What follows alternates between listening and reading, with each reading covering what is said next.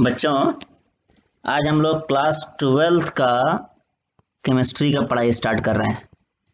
तो class 12th का जो केमिस्ट्री का इंटायर सिलेबस है उसको हमने 3 पार्ट में या 3 फेज में डिवाइड किया है।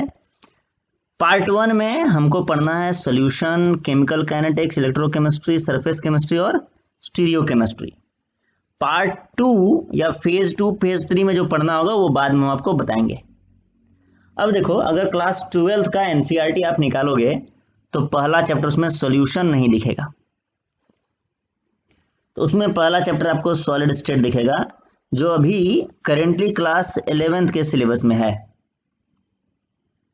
तो चलिए हम लोग सॉल्यूशन चैप्टर से स्टार्ट करते हैं। देखिए, ये जो चैप्टर है ना सॉल्यूशन, ये जो टॉपिक है, इसके बारे में आपने शॉर्ट में क्लास 9th में पढ़ा होगा। लेकिन खुशी की बात यह है कि हम डे टू डे लाइफ में सॉल्यूशन से मिलते रहते हैं। जैसे मैं आपको कुछ एग्जांपल देता हूँ। आप वाटर ले लो, तो आप वाटर ले लो और वाटर में आप शुगर मिला दो। तो वाटर में जब शुगर मिलाएंगे तो जो बना ये मिक्सचर, ये क्या कहलाता है? ये सॉल्यूशन कहलाता है। या फिर आप वाटर ले लो और वाटर में मिला दो सॉल्ट, तो ये जो मिक्सचर बना अगेन, ये क्या कहलाता है? सॉल्यूशन कहलाता है। तो मेनली आप जानते हैं कि सॉल्यूशन जब भी बनता है उसमें कम से कम 2 कंपोनेंट होते हैं, या 2 से ज़्यादा भी हो सकता है। जैसे यहाँ पर 2 कंपोनेंट के सॉल्यूशन बने हैं। तो ये जो 2 कंपोनेंट है, इसमें जो वाटर एक कंपोनेंट है, एक कंपोनेंट है सॉल्ट या फिर शुगर। तो इस 2 कंपोनेंट का अलग अलग नाम होता है। जो वाटर है या जो मेनली लिक्विड कंपोनेंट होता है, या फिर जो कंपोनेंट बहुत ज़्यादा अमाउंट में होता है, उसको बोलते हैं हम लोग सॉल्वेंट। और जो कंपोनेंट कम अमाउंट में होता है उसको बोलते हैं सोल्यूट। ये तो सॉल्यूशन के बारे में पढ़ने से पहले हम लोग क्या करते हैं, हम लोग सॉल्वेंट के बारे में पढ़ लेते हैं डिटेल में, और फिर उसमें सोल्यूट मिलाएंगे और फिर हम लोग सॉल्यूशन के बारे में पढ़ेंगे। तो हम लोग क्या करते हैं, सॉल्वेंट के बारे में पढ़ने के लिए हम लोग एक कंटेनर लेते हैं और उस कंटेनर में सॉल्वेंट मिला देते हैं, यानी कि वाटर ले लेते हैं। तो आप क्या करोगे, घर पे भी एक्सपेरिमेंट कर सकते हैं कि आप एक कंटेनर ले लो, उसमें कुछ वाटर ऐड कर दो और उस कंटेनर को, उस ग्लास को आप 10-12 दिन के लिए ऐसे छोड़ दो बाहर कहीं पर। तो आप देखोगे क्या कि ग्लास में जो वाटर का लेयर था ना, ये जो इतना यहाँ से यहाँ तक लेयर भरा हुआ है, ये यहाँ से यहाँ तक अपने ग्लास में पानी भरा था। आप देखोगे धीरे धीरे धीरे धीरे ये जो है ना, ये पानी इसमें कम होता जाएगा। ये कुछ वाटर ऊपर से गायब हो जाएगा धीरे धीरे धीरे धीरे। 4-5 दिन में ऐसा चेक करोगे। तो आप बता सकते हैं ऐसा क्यों हुआ है? बताइए ऐसा क्यों हुआ है? अभी लेयर इसमें कम हो गया, यहाँ से यहाँ तक आ गया। ऐसा क्यों हुआ है? ऐसा इसलिए हुआ है कि लिक्विड स्टेट में जो मॉलिक्यूल्स थे, यहाँ पर जो मॉलिक्यूल्स थे लिक्विड में, उसमें कुछ लिक्विड मॉलिक्यूल वेपर में कन्वर्ट हो गए, वो गैस में कन्वर्ट हो गए, वो गैसियस स्टेट में चले गए। तो लिक्विड वाटर वेपर में कन्वर्ट हो गया है, इसीलिए वाटर का लेवल पहले ज्यादा था, अभी कम हो गया है। इस फेनोमेना को हम लोग एक नाम से जानते हैं। क्या नाम है उसका? इवेपोरेशन बोलते हैं। देखिए, इसको केमिस्ट्री के फॉर्म में, केमिस्ट्री के टर्म्स में ऐसे लिख सकते हैं कि लिक्विड वाटर था, वो किस में कन्वर्ट हो गया? वो कन्वर्ट हो गया गैसियस वाटर में। तो इस फेनोमेना का क्या नाम है? इवेपोरेशन। Evaporation, evaporation.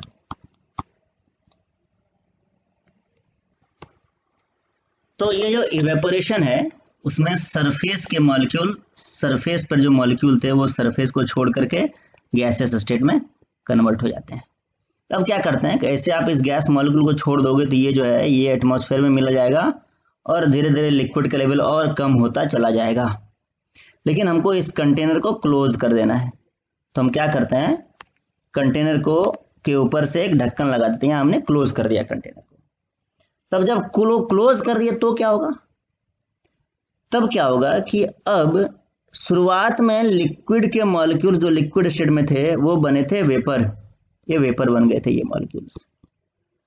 अभी धीरे धीरे ये जो वेपर मॉलिक्यूल्स हैं या ये जो गैसियस स्टेट में मॉलिक्यूल्स हैं, ये तो वापस वॉल से टकराएंगे, कभी कभी ये मॉलिक्यूल वापस आकर के लिक्विड सरफेस से भी टकराएंगे। और जैसे आप कभी कभी वॉल में गेंद फेंकते हो ना, तो वो गेंद टकरा के वॉल से वापस आ जाता है। तो ये वॉल से वापस जैसे टकराया वॉल में, और फिर वॉल से टकराया और फिर वापस आ गया। लेकिन कभी कभी ऐसा भी होता है कि ये जो मॉलिक्यूल है ना, जो वॉल से टकरा रहे हैं या जो लिक्विड सरफेस से टकरा रहे हैं, वो वापस न आ पाए। ये इधर ही लिक्विड स्टेट में ये जो मॉलिक्यूल था, एक मॉलिक्यूल यहाँ से चला और फाइनली ये लिक्विड बन गया, ये लिक्विड स्टेट में आ गया। तो यहाँ पर एक नया घटना चालू हो गया। वो कौन सा घटना है? वो जो नया घटना है वो है H2O गैस का लिक्विड में कन्वर्ट होना।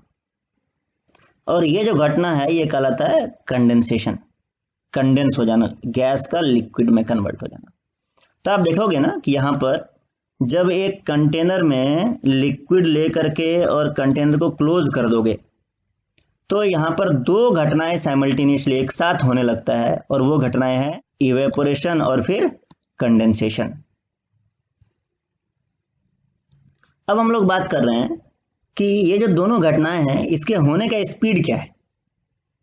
तो आप देखोगे शुरुआत में जब गैस के एक भी मॉलिक्यूल यानी वेपर फेज में एक भी मॉलिक्यूल नहीं था, इधर कोई मॉलिक्यूल था ही नहीं, तो उस टाइम में जब ये मॉलिक्यूल नहीं था तो उस टाइम में सिर्फ सरफेस के मॉलिक्यूल जो है वो गैसियस स्टेट में कन्वर्ट हो रहे होंगे, एक भी मॉलिक्यूल नहीं था पहले।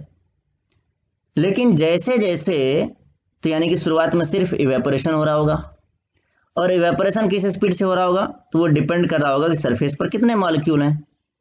जैसे सरफेस पर देखिए, शुरुआत में जैसे मान लो आपका पास यहाँ पर एक सरफेस था जिसमें कुछ 20 मॉलिक्यूल सरफेस से ऊपर चले जा रहे थे एक सेकंड में। तो ये सारे मॉलिक्यूल, एक सरफेस था उससे 20 मॉलिक्यूल ऊपर चले जा रहे थे। अभी क्या हुआ, आपका ऊपर वाला सरफेस, ये जो सरफेस है ये गायब हो गया, कुछ मॉलिक्यूल ऊपर चले गए। तब नीचे में भी फिर उतना ही बड़ा सरफेस है, फिर क्या होगा, फिर यहाँ से 20 मॉलिक्यूल पर सेकंड गायब हो जाएंगे। फिर जैसे ये सरफेस भी गायब हो गया तो उसके नीचे भी आप देखोगे उतना ही बड़ा सरफेस है, फिर 20 मॉलिक्यूल सरफेस से चले जाएंगे। तो इवेपोरेशन का जो रेट है वो सरफेस एरिया पर मेनली डिपेंड कर रहा है। और सरफेस एरिया, चूंकि ये जो सरफेस का एरिया है, ये एरिया, ये जो एरिया है ये एरिया टाइम के साथ कांस्टेंट रहता है, और इसीलिए मॉलिक्यूल का जो इवेपोरेशन होने का रेट है वो कांस्टेंट है, वो फिक्स रेट से इवेपोरेट मॉलिक्यूल जो है लिक्विड से गैस स्टेट में कन्वर्ट होता रहता है। लेकिन कंडेंसेशन के बारे में अगर बात किया जाए तो शुरुआत में मॉलिक्यूल्स बहुत कम थे, एक दो मॉलिक्यूल थे या नहीं थे, तो कंडेंसेशन कम हो रहा होगा, यानी कम ही मॉलिक्यूल आके टकराते होंगे इधर लिक्विड से। लेकिन जैसे जैसे यहाँ पर मॉलिक्यूल का संख्या बढ़ता जाएगा वैसे वैसे ज़्यादा मॉलिक्यूल टकराएंगे और कंडेंस होने का रेट बढ़ता जाएगा। तो अभी देखो आपको एक प्रैक्टिकल एग्जांपल समझाता हूँ मैं, कि जैसे शुरुआत में जो इवेपोरेशन था वो एक रेट से चल रहा था 20 मॉलिक्यूल पर सेकेंड, और कंडेंसेशन शुरुआत में 0 था, फिर बढ़ के 1 मॉलिक्यूल पर सेकेंड हो गया, फिर 2 मॉलिक्यूल पर सेकेंड हो गया, फिर 3 मॉलिक्यूल पर सेकेंड हो गया। और ऐसा करते करते एक टाइम ऐसा भी आएगा जब कंडेंसेशन भी 20 मॉलिक्यूल पर सेकेंड हो जाएगा। तो अब बताइए उस टाइम पर आपको क्या ये जो लिक्विड का लेवल है, ये जो लेवल है लिक्विड का, क्या आप इसको फर्दर, ये जो लेवल है इसको फर्दर कम होते हुए देख सकते हैं, ऑब्जर्व कर पाएंगे? नहीं, क्योंकि जितने मॉलिक्यूल इवेपोरेट हो रहे हैं उतने ही मॉलिक्यूल कंडेंस हो जा रहे हैं। तो आपको नेट लिक्विड का सरफेस नीचे जाता हुआ या लेवल नीचे जाता हुआ नहीं दिखेगा, या नेट लिक्विड के अमाउंट और नेट जो वेपर के अमाउंट है, ये दोनों अमाउंट नेट आपको कांस्टेंट दिखाई देगा। और ये जो स्टेट होता है, जिस स्टेट में इवेपोरेशन का रेट को हम लोग डिनोट करेंगे RE से, और कंडेंसेशन का रेट, ये दोनों जब बराबर हो जाए तो उस स्टेट को बोलते हैं हम लोग इक्विलिब्रियम कंडीशन या फिर इक्विलिब्रियम स्टेट। इक्विलिब्रियम स्टेट मतलब जितने मॉलिक्यूल इवेपोरेट हो रहे हैं उतने ही मॉलिक्यूल कंडेंस हो जा रहे हैं। इस सिस्टम में हमको नेट कोई चेंज दिखाई दे नहीं दे रहा है, नो नेट चेंज। तो इक्विलिब्रियम जब एक बार अटेन हो जाएगा, जिस टाइम पर इवेपोरेशन और कंडेंसेशन का रेट बराबर होगा उसको इक्विलिब्रियम बोलेंगे। तो इक्विलिब्रियम के टाइम पर अब हमें ऑब्जर्व करना है इसी सिस्टम को दोबारा से। तो एक बार जब इक्विलिब्रियम अटेन हो गया तब इसको हम लोग ऑब्जर्व कर रहे हैं, और आप देखेंगे कि अभी ये जो गैसियस स्टेट में मॉलिक्यूल हैं ये कॉन्स्टेंटली कंटेनर के वॉल से टकराते होंगे, ये कॉन्स्टेंटली लिक्विड के सरफेस से टकराते होंगे, वॉल पे भी हर एक डायरेक्शन में टकराते होंगे। तो ये आप इसको ऐसा देख सकते हो कि ये गैस के मॉलिक्यूल हैं जो कंटेनर के वॉल से टकरा रहे हैं, और गैस के मॉलिक्यूल अगर कंटेनर के वॉल से टकराएंगे तो कंटेनर के वॉल पर प्रेशर लगेगा, और ये जो प्रेशर लगेगा इस प्रेशर का नाम होगा वेपर प्रेशर। क्या नाम होगा इसका? वेपर प्रेशर, क्योंकि ये लिक्विड के वेपर के द्वारा लगाया गया प्रेशर है। तो हम लोग आज वेपर प्रेशर के बारे में पढ़ने जा रहे हैं। तो सबसे पहली बात तो यह कि वेपर प्रेशर की बात आप तब करोगे जब लिक्विड और वेपर एक दूसरे के साथ इक्विलिब्रियम कंडीशन अटेन कर चुके होंगे। ठीक है, तो अब चलिए हम लोग इसका डेफिनेशन लिख लेते हैं वेपर प्रेशर का सबसे पहले। तो ये देखिए, ये है वेपर प्रेशर का डेफिनेशन आपका। आप लोग लिख लीजिए वेपर प्रेशर का definition. The pressure exerted by vapour over the surface of liquid, यानी लिक्विड सरफेस के ऊपर जो प्रेशर लगता है, या बोल सकते हैं over the wall of container at equilibrium. ये बड़ा इंपॉर्टेंट है कि इक्विलिब्रियम कंडीशन रहना चाहिए, एट इक्विलिब्रियम। और हम टेम्परेचर चेंज नहीं करेंगे, किसी भी दिए हुए टेम्परेचर पर हम लोग इस एक्सपेरिमेंट को कर रहे होंगे। तो एट एनी गिवन टेम्परेचर, किसी भी दिए हुए टेम्परेचर पर जब वेपर और लिक्विड ये दोनों इक्विलिब्रियम में रहेंगे, तब जो वेपर के मॉलिक्यूल्स जो प्रेशर लगाएंगे वो प्रेशर कहलाएगा वेपर प्रेशर। तो अब बताइए, ये जो वेपर प्रेशर है ये किन किन बातों पर डिपेंड करेगा? तो वेपर प्रेशर किन किन बातों पर डिपेंड करेगा, इसको समझने के लिए हम लोग वापस से उस कंटेनर के पास चलते हैं जिसमें वेपराइजेशन हो रहा था। देखिए, ये कंटेनर था। तो वेपर प्रेशर की बात हम लोग तब करते हैं जब इक्विलिब्रियम अटेन हो गया हो, यानी कि यहाँ पर ये देखिए दो रिएक्शन है, एक लिक्विड का गैस में कन्वर्ट होना और फिर गैस का वापस से लिक्विड में कन्वर्ट होना। ये दोनों ओपोजिंग रिएक्शन, ये फॉरवर्ड रिएक्शन और फिर ये बैकवर्ड रिएक्शन, ये दोनों जब से इक्वल स्पीड से होने लगे तब बोलते हैं सिस्टम इक्विलिब्रियम को अटेन कर लिया है। और इक्विलिब्रियम को जब सिस्टम अटेन कर लेता है तो उसके लिए एक इक्विलिब्रियम कांस्टेंट डिफाइन करते हैं। तो जैसे ये एक रिएक्शन है ना, इसके लिए इक्विलिब्रियम कांस्टेंट को हम लोग दो तरीके से डिफाइन कर सकते हैं। आपने पढ़ा होगा पहले, एक तरीका होता है K C, equilibrium constant in terms of concentration, और दूसरा तरीका है केपी। तो जब भी गैसियस कंपोनेंट इन्वॉल्व हो किसी रिएक्शन में तो केपी के टर्म में इक्विलिब्रियम कांस्टेंट डिफाइन करना ज़्यादा अच्छा रहता है। तो हम लोग क्या करते हैं कि इक्विलिब्रियम कांस्टेंट को केपी के टर्म में डिफाइन करते हैं। अब हम तो ये जो इक्विलिब्रियम कांस्टेंट होगा इस रिएक्शन का, इसका वैल्यू लिखेंगे तो आप लिखेंगे प्रोडक्ट बाय रिएक्टेंट। तो प्रोडक्ट में क्या है, H2O गैस है, और H2O गैस का pressure, pressure of H2O gas, pressure of H2O gas. अच्छा, इसी को तो हम लोग वेपर प्रेशर बोल रहे थे। इक्विलिब्रियम पर H2O के मॉलिक्यूल्स, इधर देखिए कंटेनर में इक्विलिब्रियम पर H2O के मॉलिक्यूल जितना प्रेशर लगा रहे थे यही तो वेपर प्रेशर है। तो ये हो गया प्रेशर ऑफ H2O गैस, यानी वेपर प्रेशर। यानी कि वेपर प्रेशर का वैल्यू ही इक्विलिब्रियम कांस्टेंट के बराबर है। अब कोई सोचेगा इक्विलिब्रियम कांस्टेंट होता है प्रोडक्ट बाय रिएक्टेंट, तो रिएक्टेंट को हमने नहीं लिखा है क्योंकि रिएक्टेंट प्योर लिक्विड है, और आपको पता है कि प्योर लिक्विड और pure solid component equilibrium constant के एक्सप्रेशन में अपीयर नहीं करता है। तो हम लोग केसी के बारे में बात यहाँ पर नहीं करेंगे, केपी ज़्यादा यूजफुल इंफॉर्मेशन देता है। तो केपी जो है इस रिएक्शन का इक्विलिब्रियम कांस्टेंट केपी, वो केपी जो है वेपर प्रेशर के बराबर हो गया। अब बताइए केपी किन किन बातों पर डिपेंड करता है? याद कीजिए एक बार क्लास 11th कि इक्विलिब्रियम कांस्टेंट किन किन बातों पर डिपेंड करता है। तो इक्विलिब्रियम कांस्टेंट सिर्फ एक चीज पर डिपेंड करता है, वो है टेम्परेचर। तो हम लोग वापस आते हैं। तो जब इक्विलिब्रियम कांस्टेंट सिर्फ और सिर्फ टेम्परेचर पर डिपेंड करता है तो वेपर प्रेशर भी तो इक्विलिब्रियम कांस्टेंट है, ये तो भी तो इक्विलिब्रियम कांस्टेंट के बराबर ही है। तो ये किस पर डिपेंड करेगा? It depends on temperature only, सिर्फ और सिर्फ टेम्परेचर पर डिपेंड करता है। कोई दिक्कत?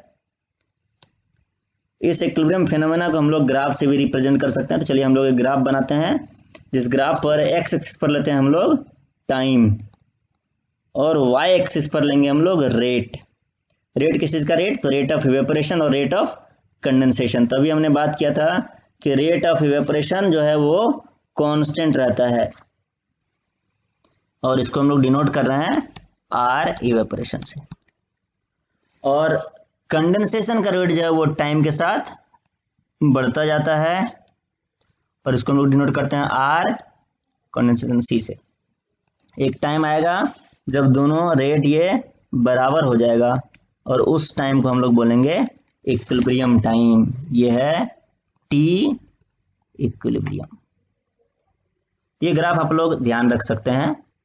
तो हमने पढ़ा कि ये जो वेपर प्रेशर होता है जिसका वैल्यू इक्विलिब्रियम कांस्टेंट के बराबर है, ये सिर्फ किस पर डिपेंड करता है? ये सिर्फ टेम्परेचर पर डिपेंड करता है। तो आइए देखते हैं कि टेम्परेचर पर किस तरीके से डिपेंड करता है। तो देखिए ये है आपका इक्वेशन, जिसके आधार पर पता चलेगा कि वेपर प्रेशर जो कि इक्विलिब्रियम कांस्टेंट है, ये जो Kp दिख रहा है ना, ये इक्विलिब्रियम कांस्टेंट, यही वैल्यूज है वेपर प्रेशर, ये जो वैल्यूज है। तो वेपर प्रेशर इक्विलिब्रियम कांस्टेंट पर के बराबर होता है और इक्विलिब्रियम कांस्टेंट इस तरीके से टेम्परेचर पर डिपेंड करता है इस इक्वेशन के जरिए। आपको ये इक्वेशन को आपने पहले पढ़ा होगा क्लास 11th में केमिकल इक्विलिब्रियम में। तो यहां पर देखिए क्या है, T1 T2 दो टेम्परेचर है। ये T1 एक टेम्परेचर है, T2 दूसरा टेम्परेचर है। T1 टेम्परेचर पर इक्विलिब्रियम कांस्टेंट का वैल्यू है Kp1 या फिर वेपर प्रेशर का वैल्यू है Kp1, और T2 टेम्परेचर पर इक्विलिब्रियम कांस्टेंट का वैल्यू है Kp2 या फिर वेपर प्रेशर का वैल्यू है Kp2। यहां पर ये जो वैल्यू R है ये क्या है? R है यूनिवर्सल गैस कांस्टेंट, और R का वैल्यू कितना होता है? तो R इज इक्वल टू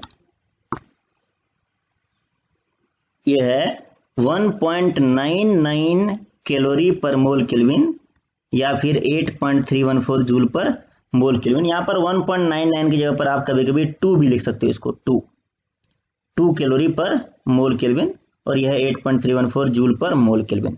तो डेल्टा एच का जैसा यूनिट दिया रहेगा उसी के अनुसार से आपको आर का वैल्यू पुट करना है इस इक्वेशन में। डेल्टा एच क्या है? डेल्टा एच है रिएक्शन के दौरान एंथैल्पी का चेंज। रिएक्शन कौन सा है? रिएक्शन है H2O लिक्विड का H2O गैस में कन्वर्ट होना।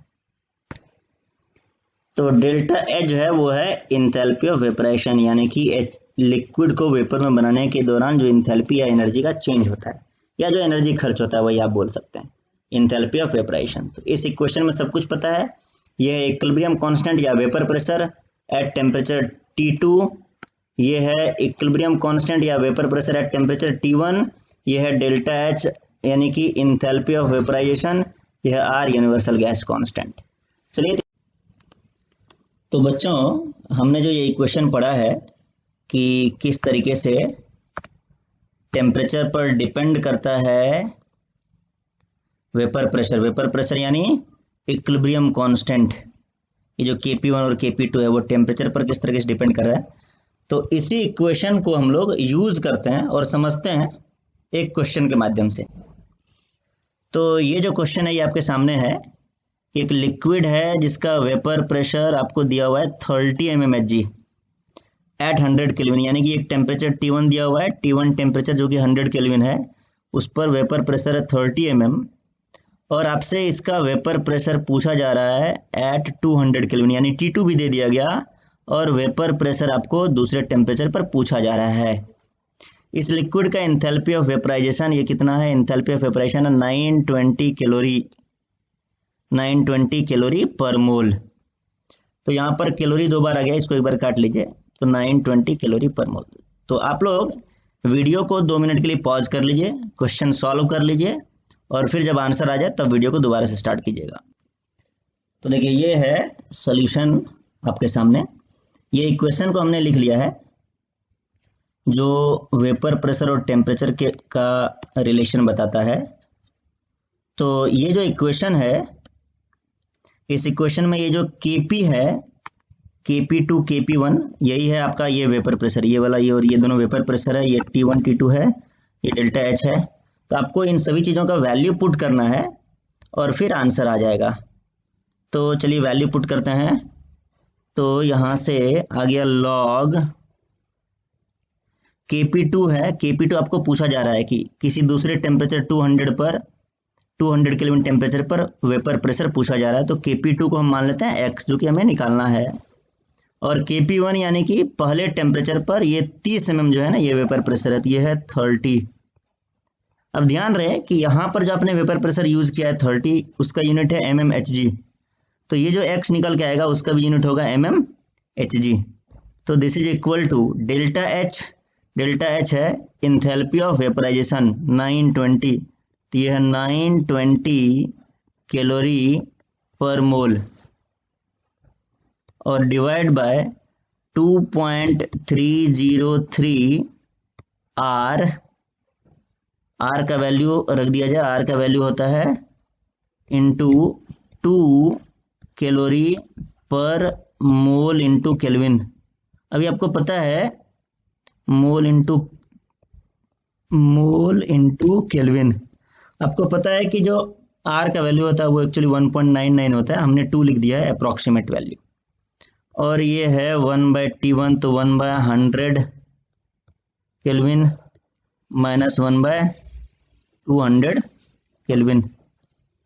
तो जगह कम है इसलिए हम थोड़ा सा छोटा लिख रहे हैं। अब आपको इसी क्वेश्चन को सॉल्व कर लेना है। चलिए हम क्या करते हैं, ऊपर वाला मिटा देते हैं और इसी को सॉल्व करके हम ऊपर लिखते हैं। तो इसको जब सॉल्व करेंगे, राइट साइड में जो क्वांटिटी है वो सारा क्वांटिटी सॉल्व करके आपका आ जाएगा। ये हो गया log x/30 is equal to, ये देखिए ये 1/100 केल्विन माइनस 1/200 केल्विन, ये जो है तो ये हो जाएगा 1/200 केल्विन। तो नीचे आ गया 200 केल्विन, सॉरी नीचे 1/200 केल्विन ये आ गया ये पूरा, और 1/200 इंटू 2 तो ये हो गया 1/400 और इंटू 2.3 तो ये 920, 1/400 इंटू 2.3 तो ये हो गया आपका 920, बिल्कुल सही है। तो 920 हो गया एग्जैक्टली। तो 920 हो गया, तो ये वैल्यू राइट साइड आ गया 1। तो राइट साइड की वैल्यू ये है 1। तो 1 यानी कि इसका मतलब हुआ कि x/30 जो है इसका वैल्यू कितना है, ये है 10, log 10 1 होता है। यानी कि यहाँ से आप बोल सकते हैं x इज इक्वल टू 300। तो 300 का यूनिट क्या आएगा, ये जो x का वैल्यू आया 300, ये आपको 300 mmHg इसका आंसर आ गया। ठीक है, चलिए अब आपको करना क्या है कि एक और क्वेश्चन है आपके सामने, इस क्वेश्चन को नोट डाउन कर लीजिए। और इस क्वेश्चन का आंसर लिखा हुआ ये हम क्लास में सॉल्व नहीं करेंगे, आपको ये क्वेश्चन घर से सॉल्व करके अगले क्लास में लाना है। और अगले क्लास में जब हम लोग मिलेंगे तो इस क्वेश्चन में अगर किसी बच्चे को परेशानी रहेगा तो हम बता देंगे। चलिए अब हम लोग ये जो इवेपोरेशन फेनोमेना पढ़े हैं, वेपोराइजेशन, इसके बारे में थोड़ा और डिटेल में पढ़ते हैं।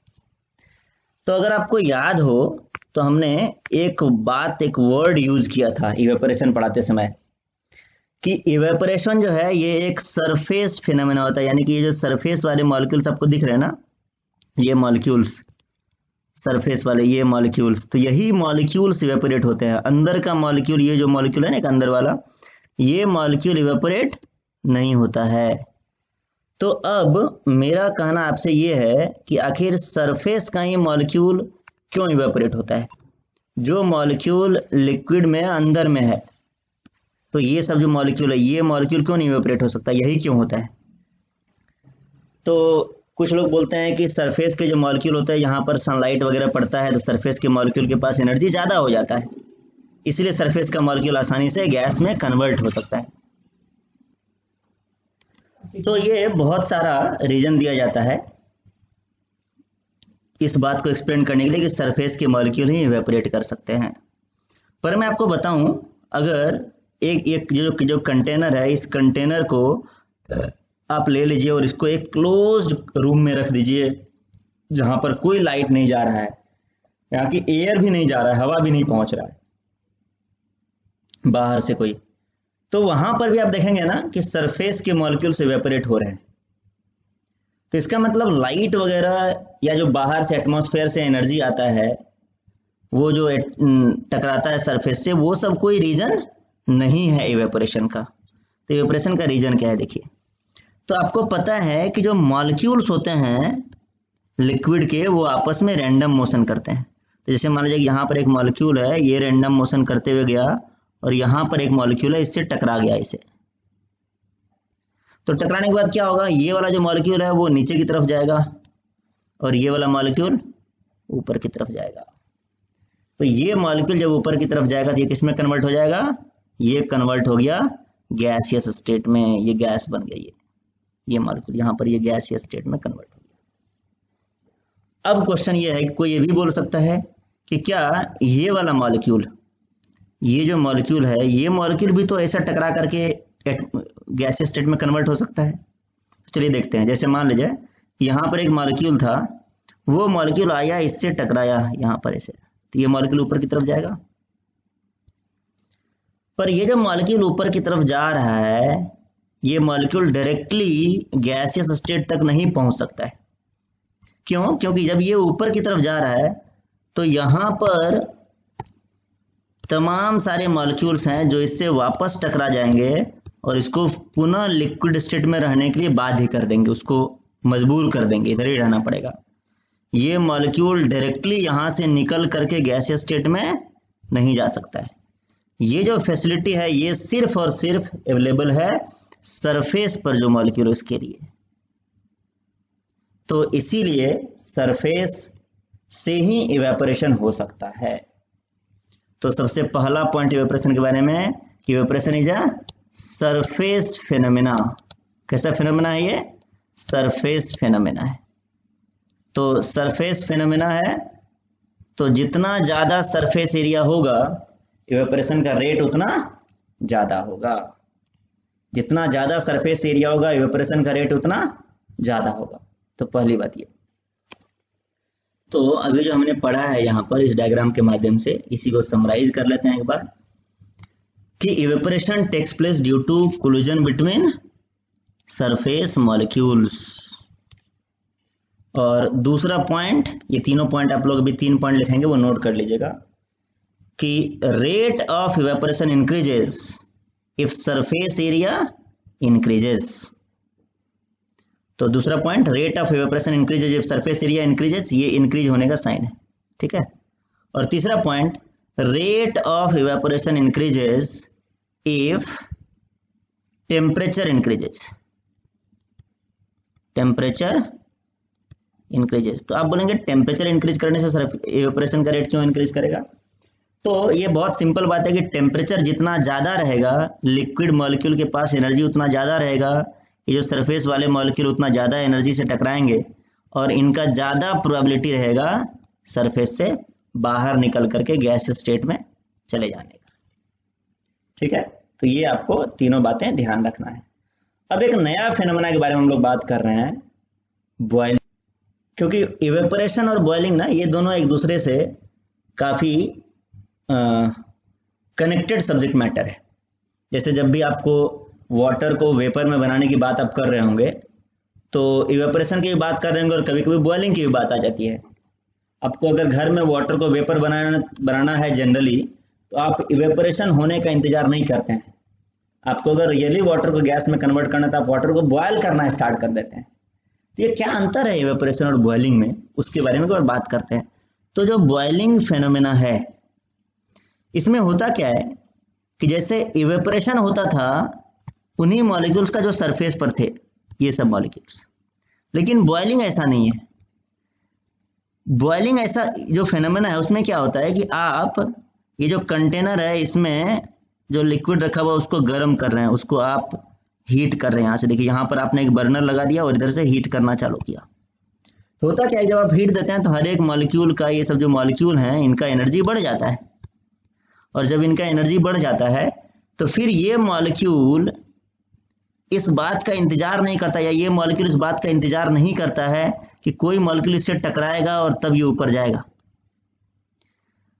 सरफेस हो या लिक्विड के अंदर वाला पार्ट, जिसको हम लोग बल्क पोर्शन बोलते हैं, bulk of the liquid, surface हो या बल्क ऑफ द लिक्विड हो, कहीं से भी एक मॉलिक्यूल का काइनेटिक एनर्जी यानी एनर्जी इतना ज़्यादा हो जाता है हीट करने के चलते कि वो मॉलिक्यूल इंडिपेंडेंटली एस्केप कर सकता है।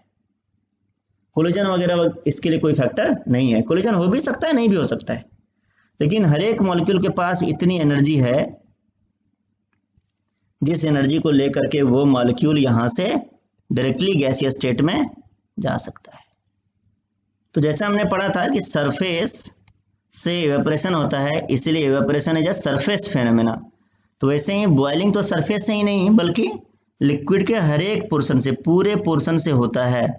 तो इसका मतलब हो गया कि बॉइलिंग इज बल्क फेनोमेना।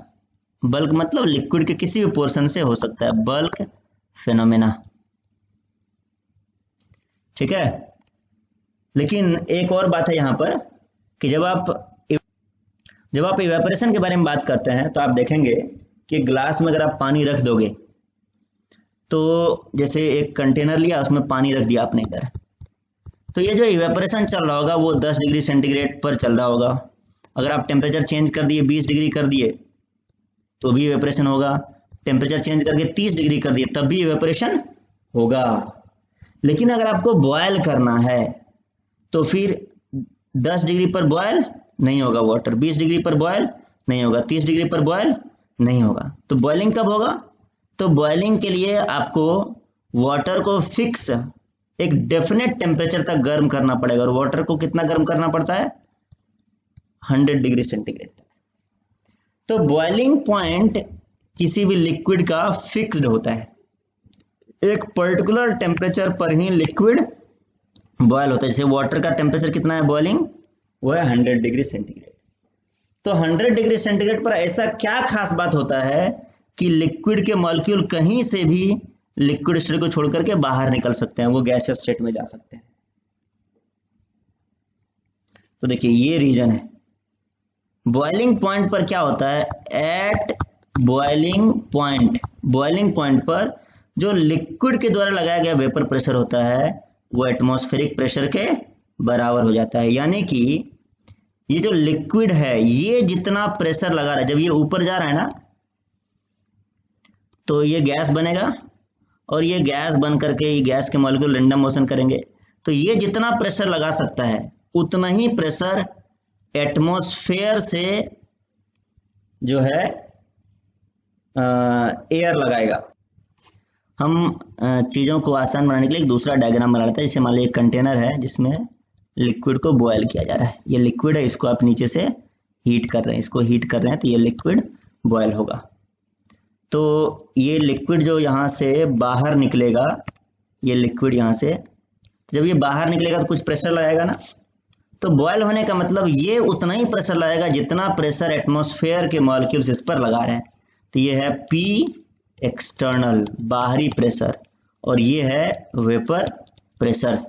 तो जब वेपर प्रेशर एटमॉस्फेरिक प्रेशर के बराबर हो जाए उस टाइम में हम लोग बोलेंगे कि लिक्विड बॉयल हो रहा है, और वो जो टेम्परेचर कहलाता है वो कहलाता है बॉइलिंग पॉइंट। ठीक है, तो एक बार समराइज कर देते हैं। तो बॉइलिंग, ये मैंने आपको पहले ही बता दिया था कि boiling is caused when each liquid molecules has gained enough energy to change into vapour state. हर एक लिक्विड का मॉलिक्यूल के पास इतना एनर्जी होता है कि वो डायरेक्टली वेपर स्टेट में जा सकता है। और दूसरा बात कि liquid boils if vapour pressure is equal to atmospheric pressure, यानी कि उस टेम्परेचर पर लिक्विड बॉयल करता है जिस टेम्परेचर पर वेपर प्रेशर एटमॉस्फेरिक प्रेशर के बराबर है। अब हम लोग एक बार क्विकली इवेपोरेशन और बॉइलिंग में डिफरेंस देख लेंगे। तो क्या क्या डिफरेंस है? सबसे पहले कि ये है, ये इवेपोरेशन है। देखिए इस डायग्राम में दिख रहा है आपको कि ये सरफेस से निकल रहा है मॉलिक्यूल, सरफेस के मॉलिक्यूल केवल बाहर निकल रहे हैं। ये देखिए ये सरफेस के मॉलिक्यूल्स हैं, और बॉइलिंग आप देखेंगे कि हर जगह के मॉलिक्यूल जो है बाहर निकल रहे हैं। तो ये कैसा फिनोमेना है? सरफेस। ये कैसा फिनोमेना है? बल्क। ये बॉइलिंग है। ये इसके लिए फिक्स्ड टेम्परेचर, फिक्स्ड टेम्परेचर क्या बोलते हैं उस टेम्परेचर को? बॉइलिंग पॉइंट बोलते हैं इसके लिए। एट एनी टेम्परेचर, किसी भी टेम्परेचर पर बॉइलिंग इवेपोरेशन हो सकता है। तो ये मेजर डिफरेंस है इवेपोरेशन और बॉइलिंग में। एक और टर्म आता है वोलाटिलिटी। वोलाटिलिटी मतलब ये बेसिकली कोई लिक्विड वेपर में कन्वर्ट होने की कितनी टेंडेंसी रखता है, इस बात को बोलते हैं लिक्विड का वोलाटिलिटी। उतना ज़्यादा, जितना ज़्यादा कोई लिक्विड वेपर में कन्वर्ट होने का टेंडेंसी रखता है उतना ज़्यादा वोलाटाइल कहलाएगा। तो कैसे पहचानेंगे कौन सा लिक्विड ज़्यादा वोलाटाइल है? तो liquid with higher boiling point, जिस लिक्विड का बॉइलिंग पॉइंट ज़्यादा है, जैसे मान लो एक लिक्विड है जिसका बॉइलिंग पॉइंट है 500 डिग्री सेंटीग्रेड, यानी कि अगर आप लेस देन 500 डिग्री, 500 डिग्री से कम उसको अगर आप गर्म करते हैं तो वो बॉयल नहीं करेगा, यानी कि वो वेपर में फॉर्म कन्वर्ट होने की टेंडेंसी कम रखता है, यानी कि वो लेस वोलाटाइल है। कोई एक लिक्विड है जिसका बॉइलिंग पॉइंट है मान लो 100 डिग्री, यानी कि अगर आप उसको 100 डिग्री पर गर्म कर देंगे तो वो 100 डिग्री अगर बॉइलिंग पॉइंट है तो 100 डिग्री पर गर्म कर देंगे तो लिक्विड बॉयल होने लगेगा, यानी वो वेपर में कन्वर्ट हो जाएगा। तो ये वाला लिक्विड जिसका बॉइलिंग पॉइंट 500 था, उसको वेपर में कन्वर्ट होने के लिए आपको 500 डिग्री गर्म करना पड़ेगा, यानी ज़्यादा एनर्जी देना पड़ रहा है। इसको वेपर में कन्वर्ट करने के लिए या बॉयल करने के लिए कम एनर्जी देना पड़ रहा है, तो बोलेंगे इसको मोर वोलाटाइल। ये वेपर में कन्वर्ट होने की टेंडेंसी ज़्यादा रखता है, ये है मोर वोलाटाइल। ठीक है, ये क्वेश्चन है आपके सामने। क्वेश्चन है कि वाटर का बॉइलिंग पॉइंट है 100 डिग्री सेंटीग्रेड और इथेनॉल का बॉइलिंग पॉइंट है 78 degree centigrade. Which is more volatile? इसमें से मोर वोलाटाइल कौन है? तो सोच के जल्दी से बताइए आपको आप लोग। Which is more volatile? More volatile तो आंसर है जिसका बॉइलिंग पॉइंट कम है वो ज्यादा वोलाटाइल है, तो इथेनॉल। ठीक है, चलिए अब एक सेक्शन को, ये जो वेपर प्रेशर के बारे में हम लोग पढ़ रहे थे, उस सेक्शन को एंड करने वाले हैं। बस हम आपको एक क्वेश्चन पूछते हैं, आपको उस क्वेश्चन के बारे में वीडियो को पॉज करके 2 मिनट सोचना है और फिर हम डिस्कशन चालू करेंगे। तो ये जो क्वेश्चन हम पूछने जा रहे हैं ये थर्मोडायनेमिक एस्पेक्ट है इवेपोरेशन का, कि इवेपोरेशन से जुड़ा हुआ थर्मोडायनेमिक पैरामीटर क्या है। तो देखिए, आपने एक वर्ड पहले सुना होगा, इवेपोरेशन कॉजेज कूलिंग। ये जो स्टेटमेंट है, ये जो सुना है आपने, इवेपोरेशन कॉजेज कूलिंग, इसका क्या मतलब है? आप लोग 2 मिनट सोचिए, तब हम लोग फिर इस पर बात करेंगे। तो वीडियो को पॉज कर दीजिए आप लोग। तो आपने सोच लिया होगा इस स्टेटमेंट के बारे में, इवेपोरेशन कॉजेज कूलिंग, इसका मतलब क्या है? तो देखिए, आपको पता है कि सरफेस के मॉलिक्यूल्स जो हैं वो इवेपोरेट कर जाते हैं, वो गैसियस स्टेट में चले जाते हैं। क्या सरफेस के सारे मॉलिक्यूल, कोई भी मॉलिक्यूल गैसियस स्टेट में जा सकता है इधर से वेपराइज होकर के? तो नहीं, ये जरूरी नहीं है। गैसियस स्टेट में जाने के लिए सरफेस के मॉलिक्यूल के पास सफिशिएंटली एक हायर अमाउंट ऑफ एनर्जी होना चाहिए, सफिशिएंट अमाउंट ऑफ एनर्जी होना चाहिए। जिस मॉलिक्यूल का एनर्जी कम होगा, जैसे मान लीजिए कि ये 2 बॉल्स हैं, ये दोनों बॉल्स हैं और ये एकदम धीरे से यहां से टकराया, तो ये मॉलिक्यूल ऊपर नहीं जा पाएगा। इस मॉलिक्यूल को ऊपर जाने के लिए करना क्या पड़ेगा कि ये मॉलिक्यूल जब इससे टकरा रहा है तो इसको सफिशिएंटली हाई वेलोसिटी से, हाई स्पीड से टकराना पड़ेगा।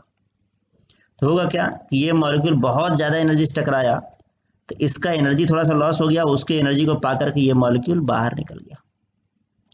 तो टाइम के साथ साथ ओवरऑल क्या हो रहा है कि लिक्विड स्टेट में जो मॉलिक्यूल ज़्यादा एनर्जी वाले हैं, जैसे ये मॉलिक्यूल ज़्यादा एनर्जी वाला था ना, तो ये मॉलिक्यूल उड़ गया।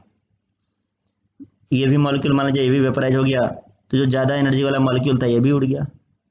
तो धीरे धीरे जो भी ज्यादा एनर्जी वाले मॉलिक्यूल हैं वो लिक्विड स्टेट से वेपराइज कर जा रहे हैं। ज्यादा एनर्जी वाला मॉलिक्यूल था वो निकल गया। तो ओवरऑल टाइम के साथ साथ लिक्विड स्टेट में जो मॉलिक्यूल बचेंगे वो लो एनर्जी मॉलिक्यूल बचेंगे। तो क्या होगा, धीरे धीरे लिक्विड का ओवरऑल टेम्परेचर, ये जो लिक्विड बचा हुआ है इसका ओवरऑल टेम्परेचर कम होता जाएगा। और इसका टेम्परेचर कम होगा तो फिर क्या करेगा, ये एटमॉस्फेयर से, जैसे मान लीजिए अभी एटमॉस्फेयर का टेम्परेचर ज़्यादा है, इसका टेम्परेचर कुछ मान लीजिए 40 डिग्री है, इसका टेम्परेचर कम हो गया 20 डिग्री आ गया है, तो क्या होगा, ये एटमॉस्फेयर से एनर्जी लेना चालू कर देगा। तो इवेपोरेशन से सबसे पहले क्या होगा, सबसे पहले होगा कि लिक्विड का खुद का टेम्परेचर कम हो जाएगा। और एक बार लिक्विड का टेम्परेचर कम होने लगेगा तो वो एटमॉस्फेयर के टेम्परेचर को भी धीरे धीरे कम करेगा और एटमॉस्फेयर भी ठंडा हो जाएगा। इसी फेनोमेना को हम लोग बोलते हैं इवेपोरेशन कॉजेस कूलिंग। इसका एग्जाम्पल आप लोग बहुत जगह देखे होंगे। जैसे ये बताइए किस चीज का फोटो है, इधर डायग्राम, ये एक कूलर का, इसको बोलते हैं डेजर्ट कूलर। ये डेजर्ट कूलर है। इसमें क्या होता है, देखिए ये कूलर कैसे काम करता है। आप नॉर्मली फैन चलाएंगे ना रूम में, और डेजर्ट कूलर के अंदर पे भी यहाँ पर एक फैन होता है, इस एरिया में एक फैन होता है, ये जो सेंट्रल एरिया है ना यहाँ ब्लैक कलर का जो दिख रहा है, इसमें एक फैन होता है और ये जो फैन है वो घूमता है। तो नॉर्मल सीलिंग फैन, छत में लगा हुआ फैन उतना ठंडा नहीं करता जितना डेजर्ट कूलर करता है। तो अब क्वेश्चन उठता है कि आखिर डेजर्ट कूलर में क्या खास बात है जो वो इतना ज़्यादा ठंडा करता है, इसमें क्या खास बात है, इसके अंदर क्या खास बात है। तो होता क्या है बेसिकली, तो होता ये है कि यहाँ पर आपको पता है नीचे में पानी स्टोर होता है, इसमें मोटर के द्वारा पानी को ऊपर ले जाया जाता है और पानी ऊपर से धीरे धीरे गिरता है इस पैनल्स के थ्रू,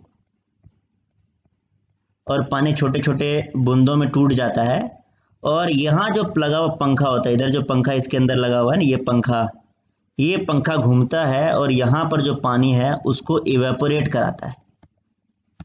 कई बार इस पानी को वो रूम में इधर बाहर भी फेंकता है, और बाहर में ये जो रूम है ना एटमॉस्फेयर, उधर ये पानी इवेपोरेट होता है, और वही इवेपोरेशन के चलते ये कूलर काम करता है, रूम को ठंडा कर देता है।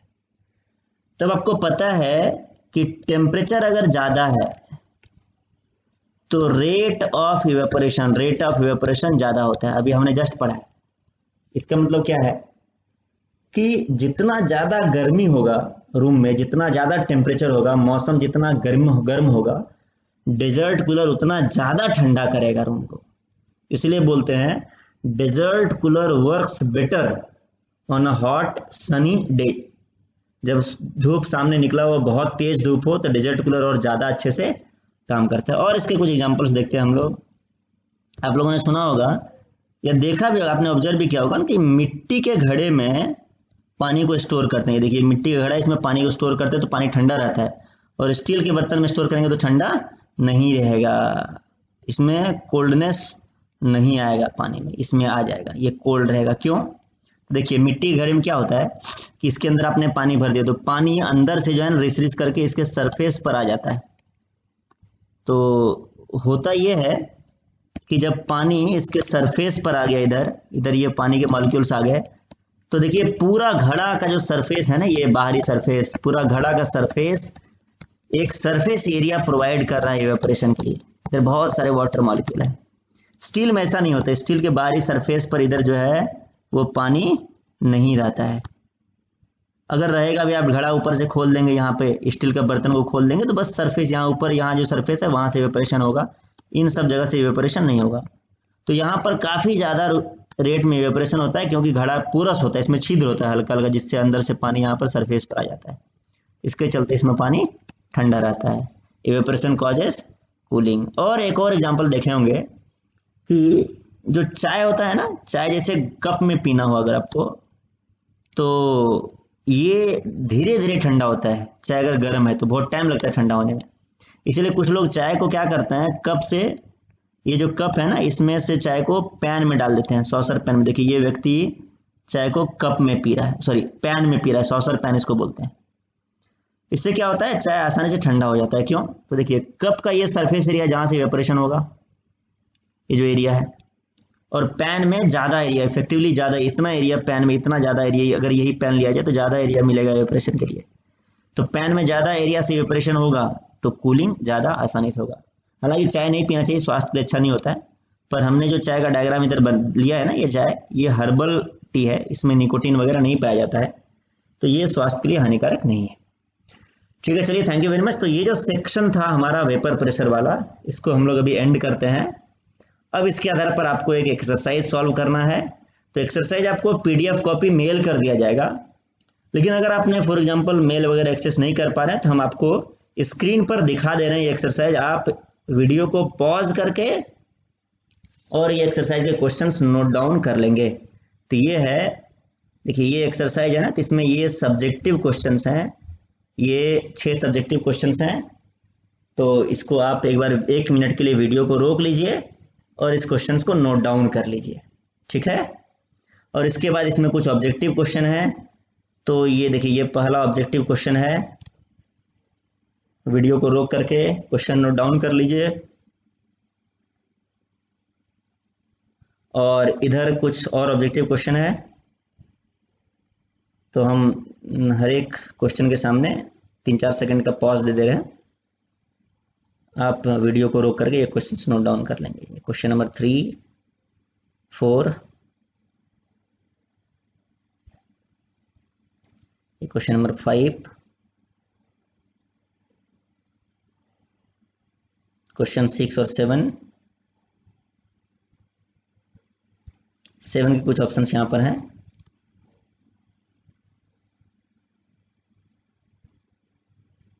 ये क्वेश्चन नंबर 9 है और ये आंसर की है। तो आप सभी लोग को हम बोलते हैं कि आप लोग बहुत ध्यान से पढ़ाई कीजिए, और कल जब आप लोग दोबारा क्लास अटेंड करेंगे तो उस टाइम पर आप इस एक्सरसाइज को सॉल्व करके आइएगा, हम लोग उसका डिस्कशन करेंगे। किसी को कोई क्वेश्चन हो तो आप नीचे जो लिंक मिलेगा आपको, उस लिंक में पोस्ट भी कर सकते हैं, या डायरेक्टली फ़ोन करके ही पूछ सकते हैं, या आप मेल कर सकते हैं।